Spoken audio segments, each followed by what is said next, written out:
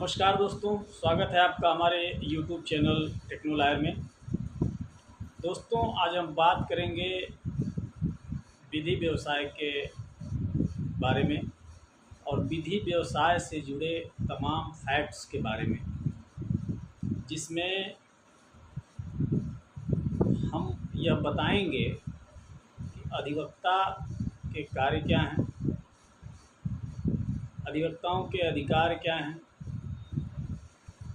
बार और बेंच का आपस में समन्वय कैसा होना चाहिए और सबसे अहम और महत्वपूर्ण मुद्दा के बारे में हम चर्चा करेंगे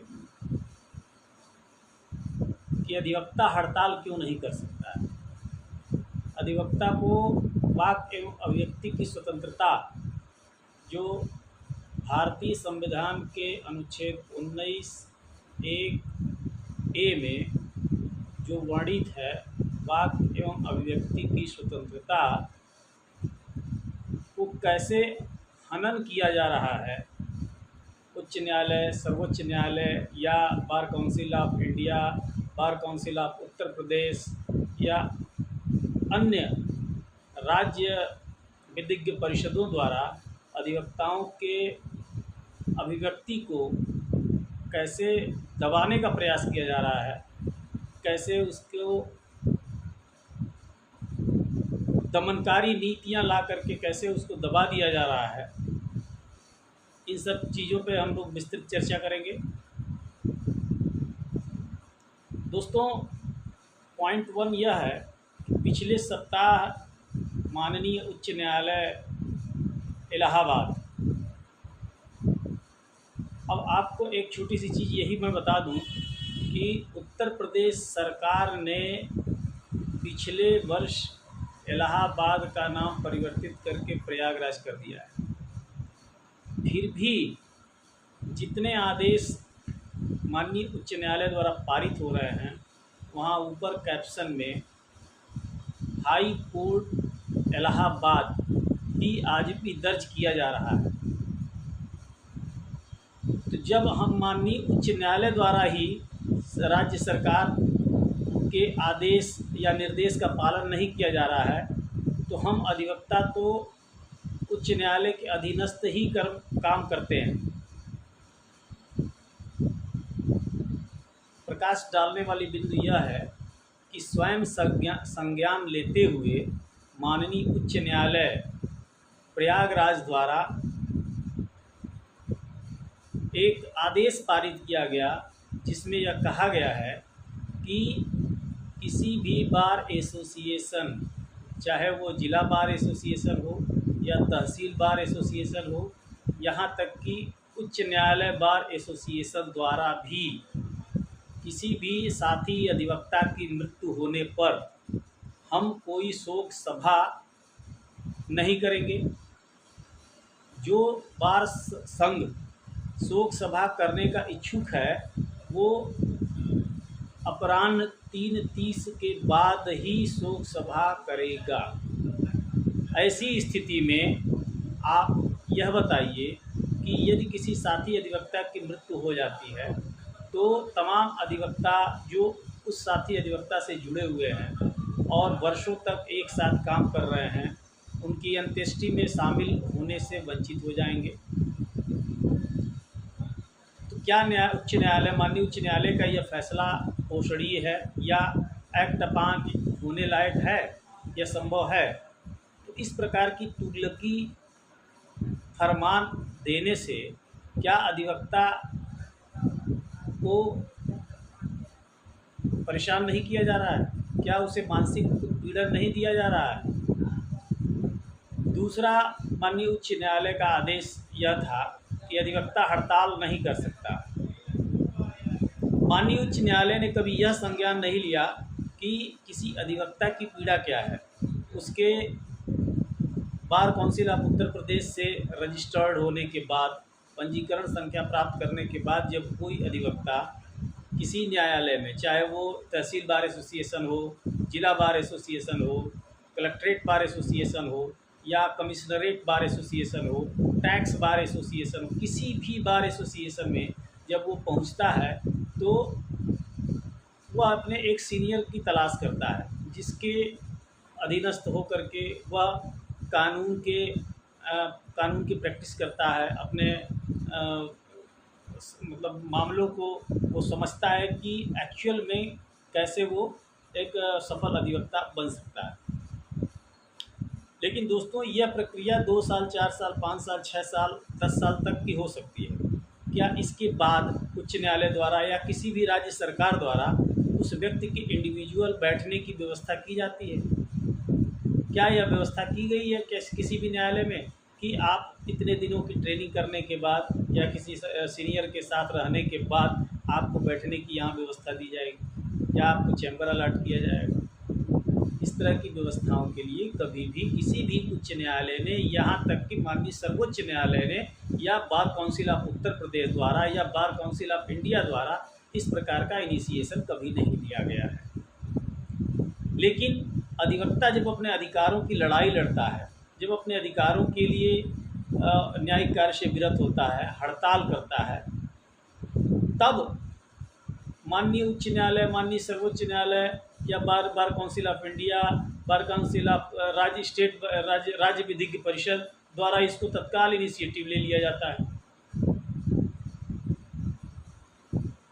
तो इस प्रकार का तुगलकी फरमान जो माननीय उच्च न्यायालय द्वारा दिया गया है, यह निहायत ही निंदनीय है, अपोषणीय है, अधिवक्ता हित में नहीं है। अब इसके पीछे की कहानी हम समझते हैं कि ऐसा होता क्यों है, अधिवक्ता को अधिकार क्यों नहीं प्राप्त है। एडवोकेट एक्ट 1961 में पारित हुआ, अधिवक्ता अधिनियम 1961 में पारित किया गया। अब आइए समझते हैं कि एक्ट्स में है क्या। अधिवक्ता अधिनियम 1961 की धारा 4 भारतीय बार काउंसिल ऑफ इंडिया की स्थापना के बारे में बताता है। यहीं पर धारा 7 बार काउंसिल ऑफ इंडिया के कार्यविधि के बारे में वर्णन करता है, जिसमें खंड B bar council of India को अधिवक्ता को पेशेवर आचरण और शिष्टाचार के बारे में ट्रेंड करने के लिए या उस तरीके का आचरण करने के नियमों के बारे में उल्लेखित करता है। दोस्तों, हमारे पास कुछ ऐसे केसेज हैं जिनके द्वारा अधिवक्ताओं के ऊपर तमाम प्रकार के कैपिंग अधिरोपित किए गए हैं, जिनका हम जिक्र करते हैं। सबसे पहले हम बात करते हैं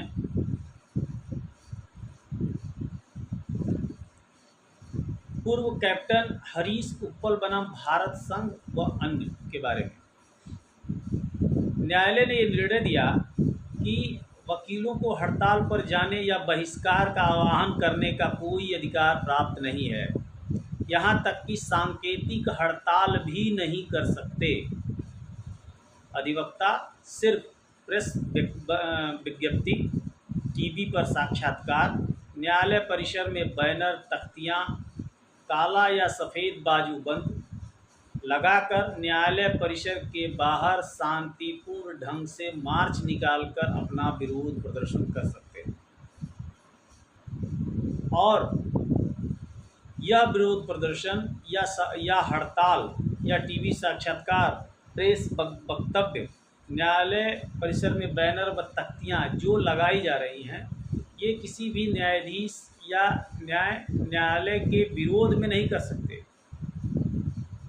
आप ये सारे कार्य सिर्फ अपनी डिमांड्स को सरकार तक पहुंचाने या न्यायपालिका तक पहुंचाने में करेंगे, लेकिन किसी न्यायाधिकारी के विरोध में आप यह प्रदर्शन नहीं कर सकते। दूसरा है हुसैन बनाम भारत संघ। वकीलों की हड़ताल या न्यायालय का निलंबन अवैध है। अधिवक्ता पेशेवर आचरण और शिष्टाचार पर नियमों का उल्लंघन है। बार काउंसिल ऑफ इंडिया रूल्स के अध्याय 2 भाग 4 में यह निर्धारित किया गया है।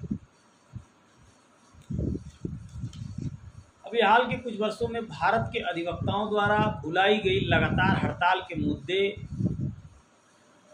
को ध्यान में रखते हुए वकीलों द्वारा हड़ताल करने के अधिकार पर तमाम कुछ स्टेट न्यायालयों ने या तमाम राज्यों के हाई कोर्ट्स ने इस पर तमाम विश्लेषण लगातार दिए हैं और कि कई मामलों में, विभिन्न मामलों में सर्वोच्च न्यायालय द्वारा भी इस पर टिप्पणियां की गई, जो समय समय पर लिपिबद्ध करके प्रकाशित भी की गई हैं। तमाम ऐसे पत्राचार किए गए हैं राज्य विधिक परिषद को और हाई कोर्ट्स को, सर्वोच्च न्यायालय द्वारा, कि अधिवक्ता अगर किसी भी प्रकार का किसी भी मुद्दे पर अगर हड़ताल करता है तो वह न्याय प्रणाली की अवमानना है। बार काउंसिल ऑफ इंडिया के जो नियम हैं, जो नियमों में जो वर्णन किया गया है, जो अधिवक्ताओं के कार्यों और कर्तव्यों का वर्णन किया गया है, उसमें हड़ताल के बारे में स्पष्ट रूप से यह लिखा गया है कि यदि कोई अधिवक्ता न्यायालय का निलंबन करता है, न्यायिक कार्य से विरत रहता है या हड़ताल करता है, तो वह किसी वादकारी, जो भी वादकारी आता है, जो क्लाइंट्स आते हैं कोर्ट्स में, उसके प्रति किया गया अपराध है। सार्वजनिक समय का वो बर्बादी है।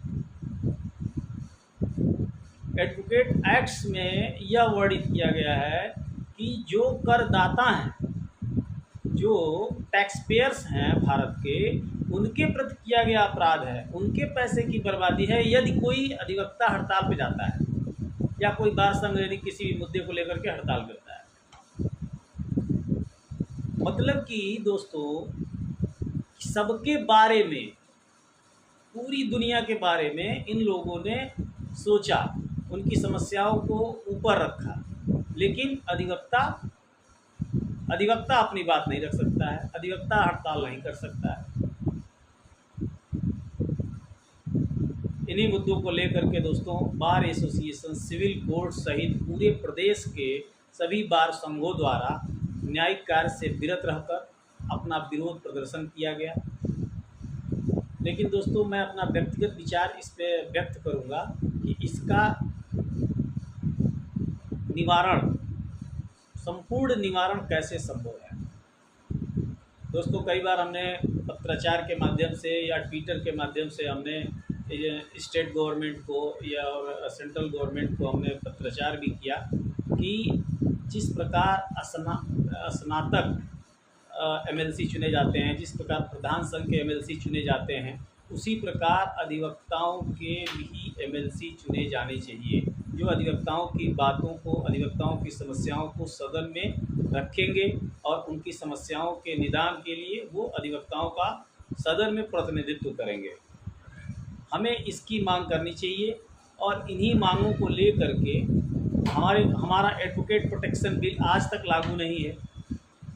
यह दोहरी नीति या दो आंखें करने वाली बात हुई है कि तमाम राज्यों ने एडवोकेट प्रोटेक्शन बिल लागू किया है, टोल टैक्स उनके माफ़ हैं, उनके खिलाफ़ किसी भी प्रकार का अगर कोई वाद बनता है, कोई पुलिस एफआईआर होती है, तो पहले जो है उस पर जाँच होती है, आईओ सीओ रैंक का अधिकारी उस पर आईओ होता है और संपूर्ण विवेचना के बाद अगर वह दोषी पाया जाता है तो माननीय उच्च न्यायालय के आदेश से उसे गिरफ्तार किया जाना चाहिए या उस पर मुकदमा चलाया जाना चाहिए। एडवोकेट प्रोटेक्शन एक्ट जब तक नहीं लागू हो रहा है तब तक हम अधिवक्ता हड़ताल करते रहेंगे और अपनी मांगों को रखते रहेंगे, क्योंकि हम जानते हैं कि भारत का संविधान, जिसमें हमारे मौलिक अधिकार वर्णित हैं और उसके सेक्शन 19(1)A में वाक और अभिव्यक्ति की स्वतंत्रता का हमें नागरिक के तौर पर अधिकार प्राप्त है और हम अपने अधिकारों के लिए लड़ेंगे और इन चीज़ों को हम नहीं छोड़ेंगे। तो दोस्तों, आज की डेट में अधिवक्ताओं की स्थिति बद से बदतर होती जा रही है।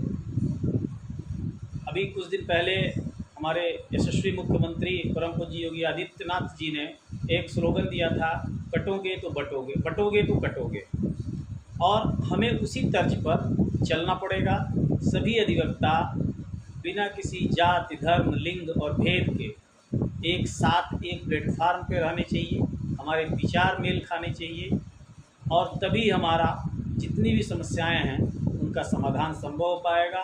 क्योंकि हम लोग एक लोकतांत्रिक देश में रहते हैं, डेमोक्रेसी है और डेमोक्रेसी में हमें अपनी बात, हमारी भावनाओं को प्रदर्शित करने का और हमें अपनी बात कहने का किसी भी तरीके से, चाहे वो पत्र के माध्यम से हो, अखबार के माध्यम से हो, टीवी में साक्षात्कार के माध्यम से हो, सोशल मीडिया के माध्यम से हो या किसी भी प्रकार से हमें अपनी बात कहने का पूर्ण अधिकार है।